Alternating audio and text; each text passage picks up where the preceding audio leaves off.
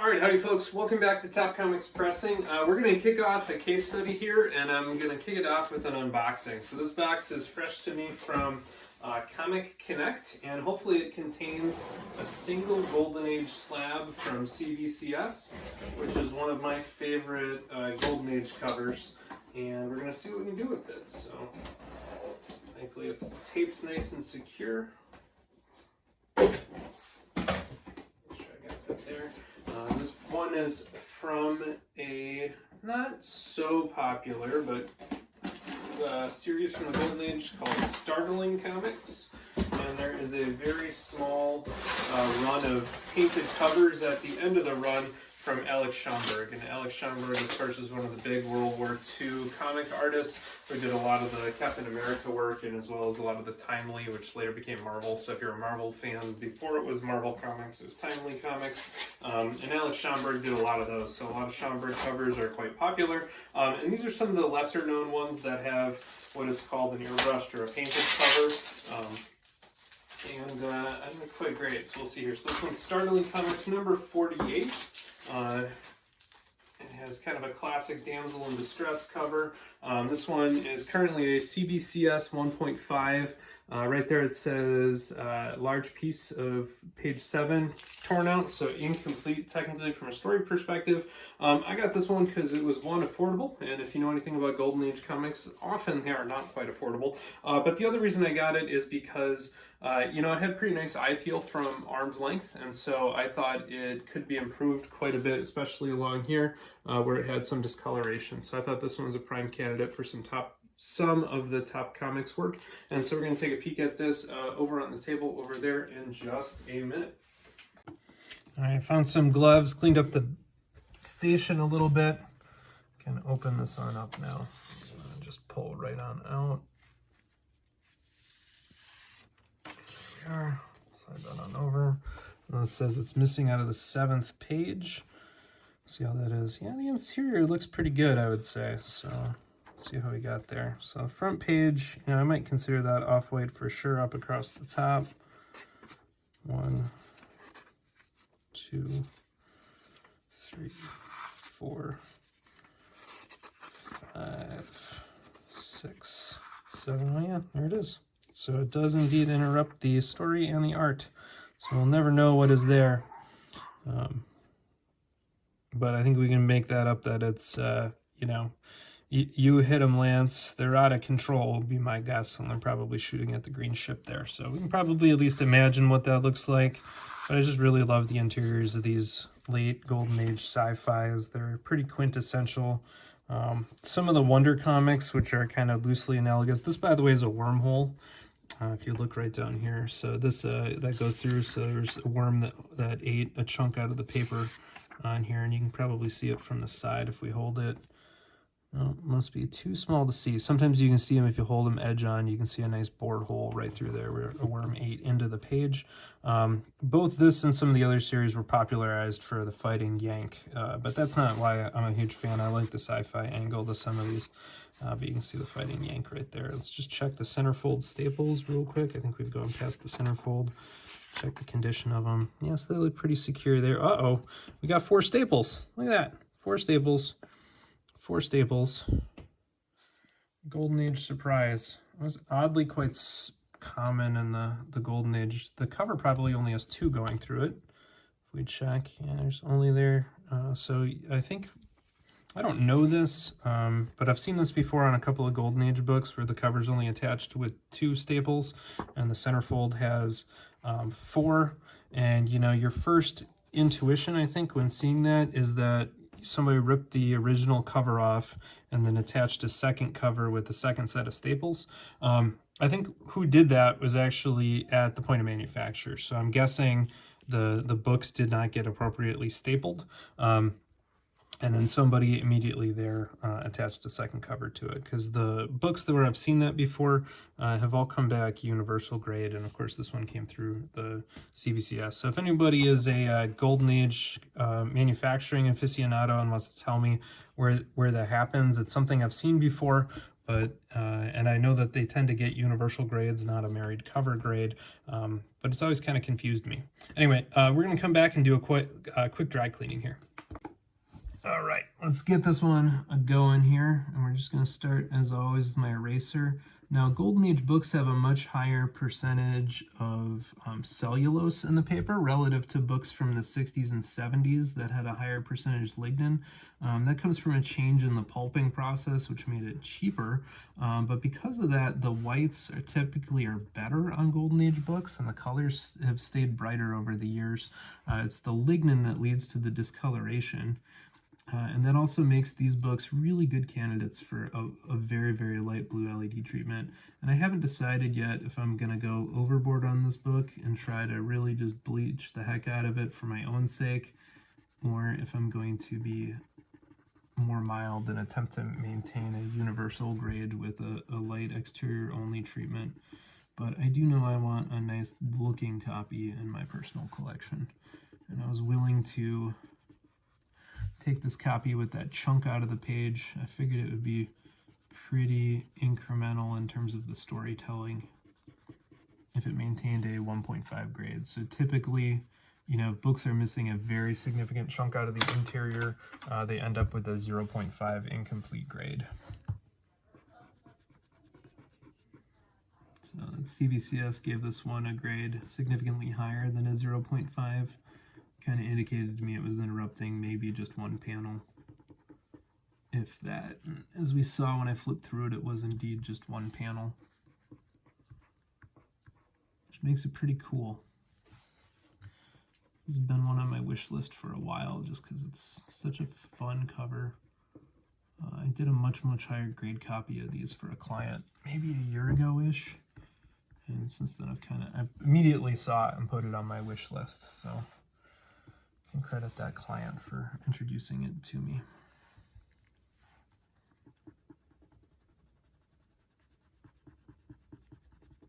And of course, the Golden Age books, you just want to be very, very careful in the dry cleaning.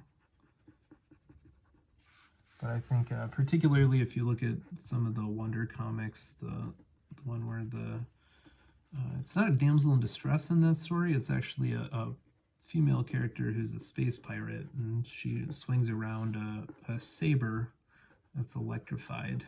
And if you think to today's science fiction, we probably can name another era of sci-fi that uses some kind of light bearing electrified space sword weapon for some of its main protagonists. Yeah, I'm talking about lightsabers. Just in case you didn't get it, lightsabers. Definitely a Star Wars fan.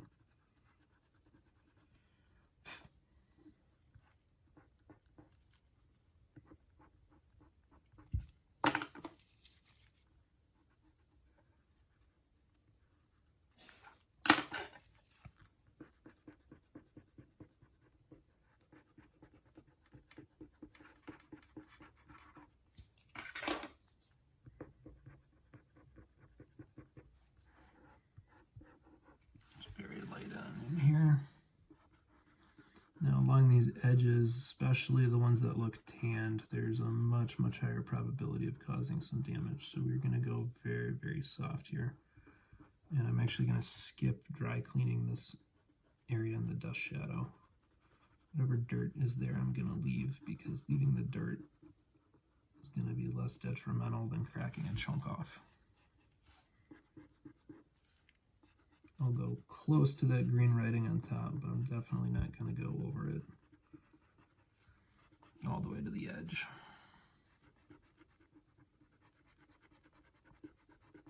But based on the color that the eraser bits are turning, we are lifting decades worth of dirt off. We're definitely discoloring to a dark color. When I was in here over the yellow, I was getting much less dirt off. But it is a nice healthy white right in the center, so that is very, very cool. It's just the edge that's significantly darkened, and I bet you we can brighten that up no problem.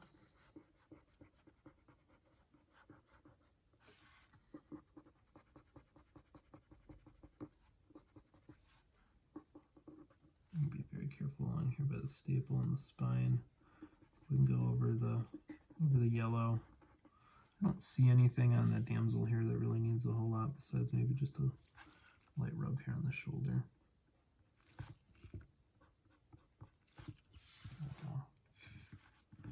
Chip some of that dirt up. Very light. All right, that'll be our front cover dry clean.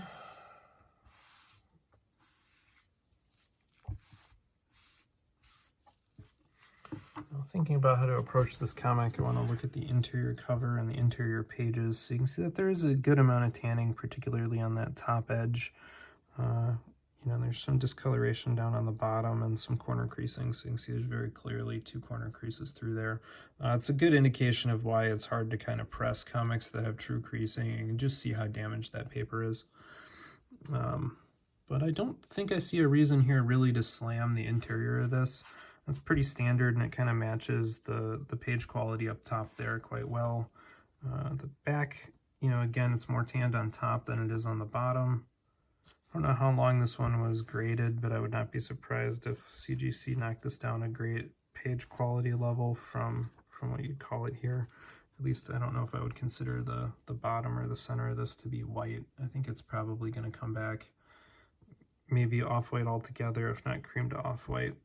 So I know some people get upset about that, and I've occasionally watched some grade dips on some of the books that I submit, but you know, this is not a new CBCS slab, and nor are some of the CGC books, right? So if you crack a book that's been in a slab for a decade and it loses some page quality, that's just because it aged in that decade.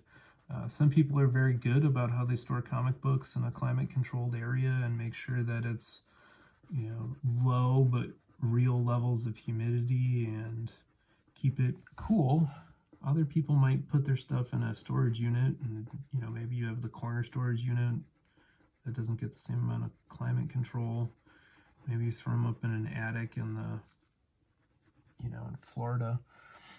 Attic in Florida is going to be very different than a basement in Minnesota. So comics do age even when they're in a slab. So just by putting it between some layers of plastic does not prevent time from passing. So if you have your slabs, you know, somewhere that's not climate controlled, I would encourage you to rethink that.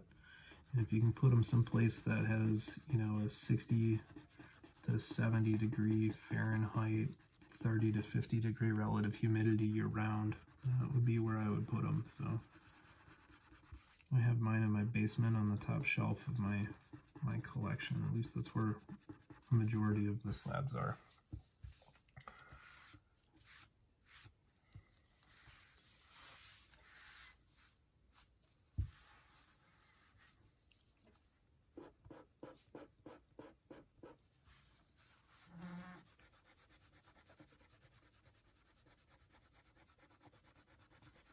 They're definitely nowhere near my attic.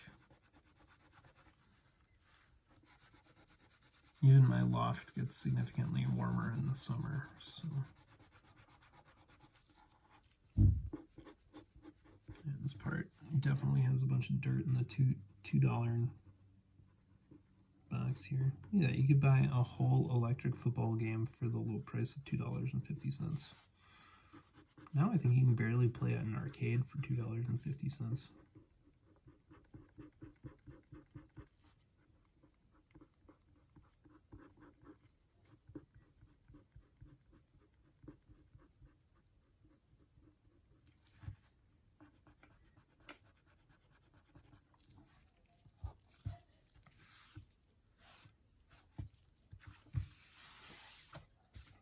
All kinds of dark, disgusting fuzz there.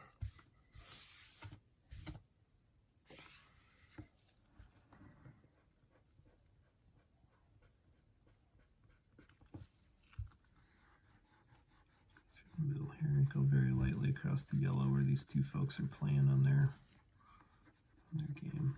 A lot of visible crud on the surface, and again, if you're very light, you can see we're pulling off crud.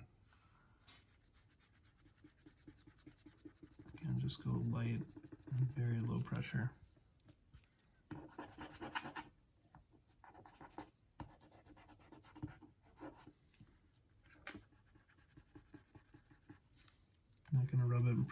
period of time, and we're just going to kind of take what we can get with a quick run over it. But you can see it's mostly dark color that's coming off, not yellow.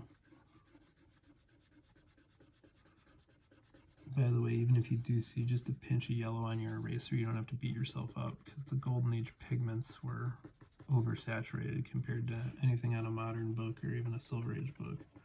Just a lot more pigment. Still don't want to rub it.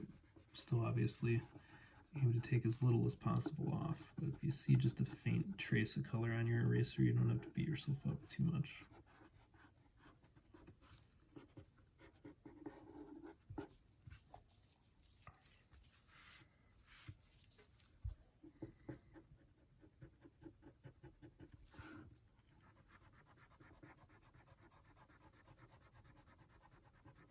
You just see all the eraser bits are dark colored.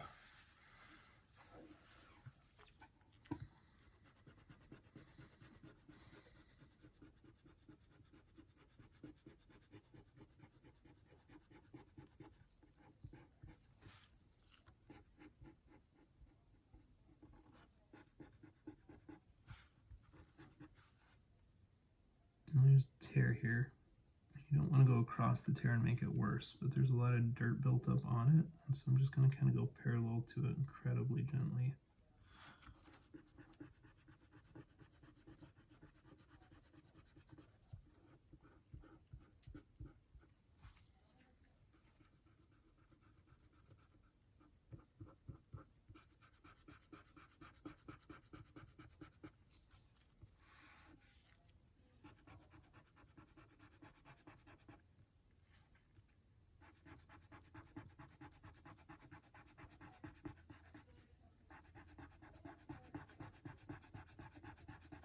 Lots of dirt.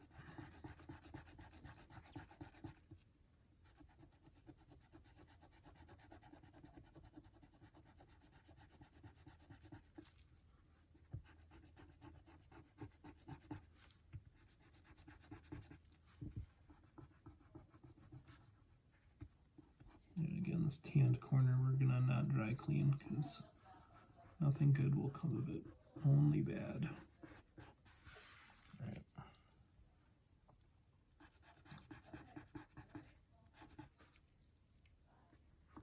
I think that looks about as good as we're going to get it with the dry clean.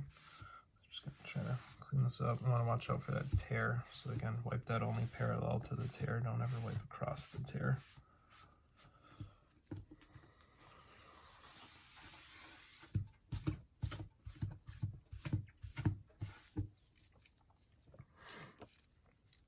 Now it's that top staple I'm the most concerned about. And I think I'm going to have to guess at centerfold, which is the staple corresponding to the one on the cover.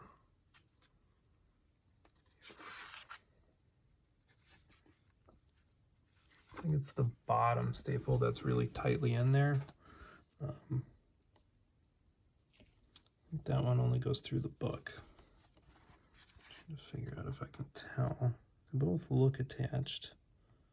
Yeah, I can kind of see the back of the top staple in there.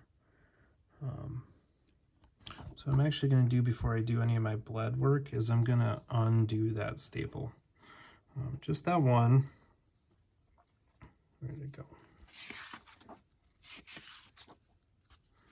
Yeah, so this staple I'm going to just undo the prongs of and just slide out a little bit. I'm not going to take it all the way out. I'm just going to push it out enough so that it does not cause this deep in recessed look on that center staple. So let me see if I can find my tools for that. Let me just hold on. Yeah, again, these are my tools for that. Usually use tweezers, and this is a flathead screwdriver I got from a eyeglass repair kit, so it's very narrow, but it's not sharp. It's blunted on the absolute tip because it's intended to be a screwdriver, and so I can use that to push down and use these to pull up, and if I can get enough space in there, I can use my good old fingernail to help give it a little bit.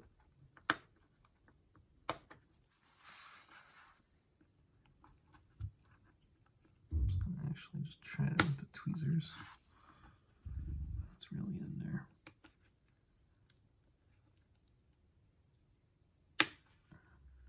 support the paper next door.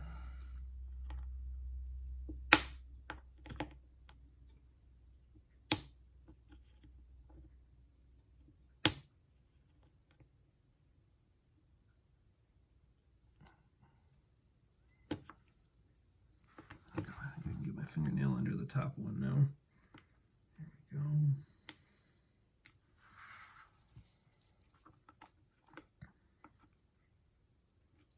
Yeah. Fortunately, I'm right-handed, and it was easier to do that one.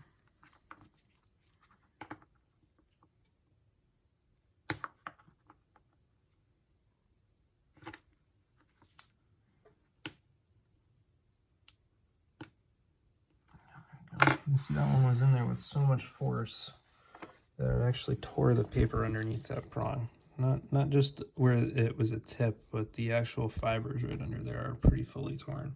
And so I'm just gonna push that out a little bit. And I don't want it to fall out, but I want to give it enough space so that, you know, it can breathe and sit in there a little bit more. And you know, you can see that the fibers under there are still attached, which is what we want. Obviously, it's quite ripped across the top there, so it's definitely not the world's most secure staple. I'm just going to try to refold those prongs with a little bit more space under them. So I'm just going to push it down. And again, this is an attempt at trying to prevent it from fully detaching. And I'm going to use a little bit broader part of the screwdriver. So I've mentioned this on some of the other videos because this thing is V-shaped. Depending on how far you push it, you know, you have a max thickness here and then a minimum thickness at the tip. And depending on where you fold the staple over, you can kind of control how much space is under there. And I'm going to do it about halfway down the V just to try to give it a much longer prong thickness, and hopefully that'll help keep the staple from ripping the cover. You might ask how the staple can rip the cover, but as we do our blue LED treatments, you know, we're going to have moisture over there, and the paper is going to absorb some of that humidity, and that's going to swell the fibers, and then as it dries, it contracts, and then as it swells and contracts, and if that staple's holding really tight, eventually when it dries, it's going to split over the staple. So hopefully that'll help us prevent that kind of damage. And should also help us when we press it, because we can kind of push the staple out a little bit, and so you can kind of see that space in there where it's sitting. So it looks better, and hopefully when we press it.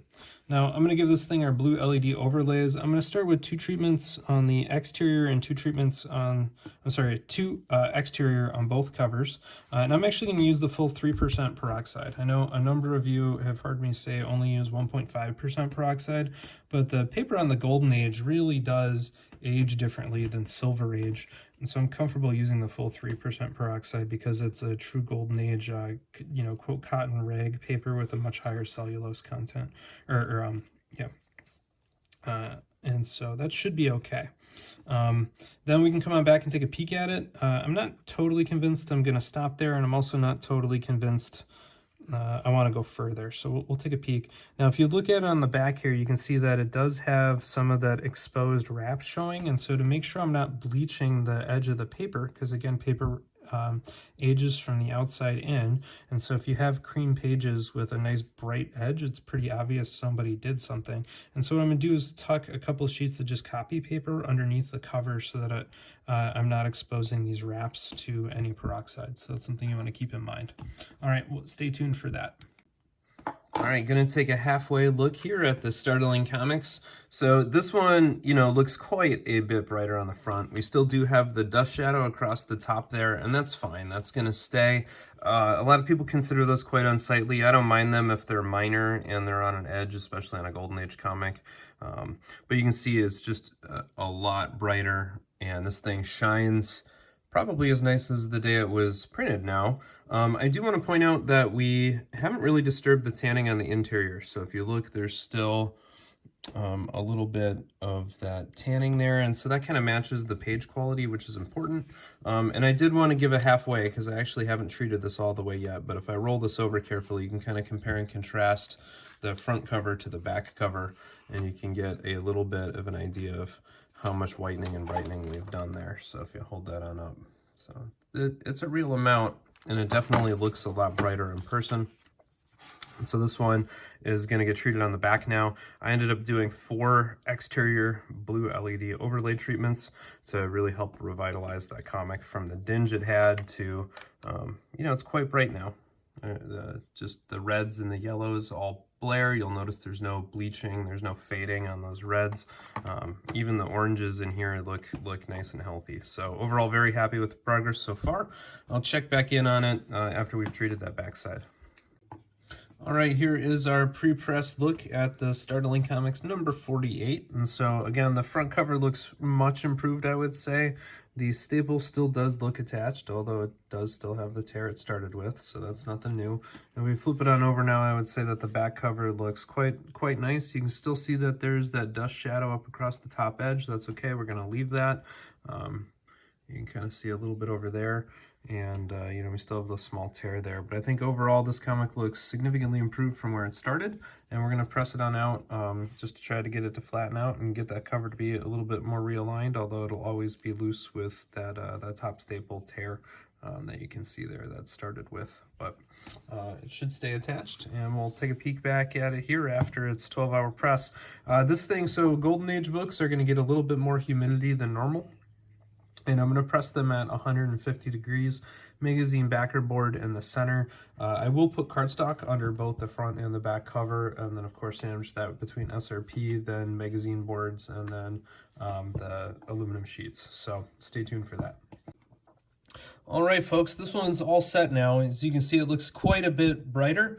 It looks pretty fantastic from arm's length, so it's one I'm definitely happy with. You get the full Alex Schomburg airbrushed cover effect, and I thought about it. I think given that we know this one is a low grade with that interior piece missing, I think it's going to stay raw in the personal collection, and I think it's going to look really incredible here with a couple of other ones of these here on my Golden Age shelf and the PC. So I've got a small collection of these, and I just think that they're really fun.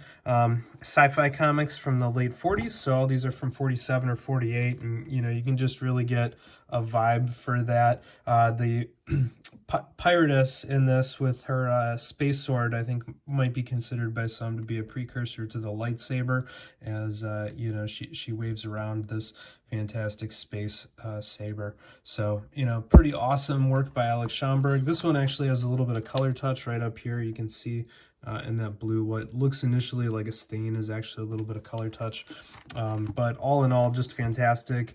Both damsel in distress covers, but also just a really amazing era of sci-fi art. And this one I think is probably my favorite amongst them, partially just because the expression on her face is just sheer aghast from these little green space dudes that are probably just coming out to say hi. And I also love that, you know, in the 1940s, we have the very US-centric globe behind us there in the background, with North America being prominently featured, but clearly indicating that this is either on Mars or the moon, so that you can look back at planet Earth.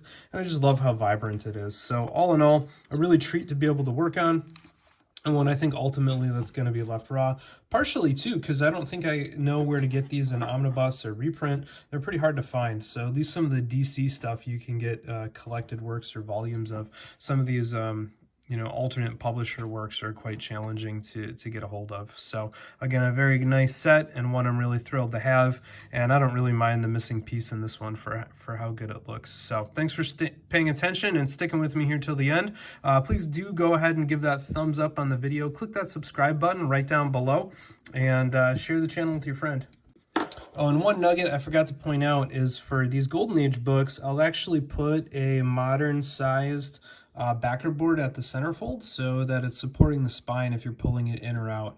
And so all of these are in the larger Golden Age bags, but you can see I do have a board there to help support the comic as you slide it and manipulate it. And so that really helps them, you know, one, stand up on a display. These are full back boards, so there really shouldn't be an issue with it, but it also just to really help support them with how, you know, rare these are. One would hate for them to suffer any damage, and that little bit of extra protection I think works out quite nice to put that full backer board at the centerfold to really help support them as you slide them in and out of the bags and boards. So I just wanted to share that as well. Forgot to mention that while I was oohing and ogling over these comics. So take care, everybody.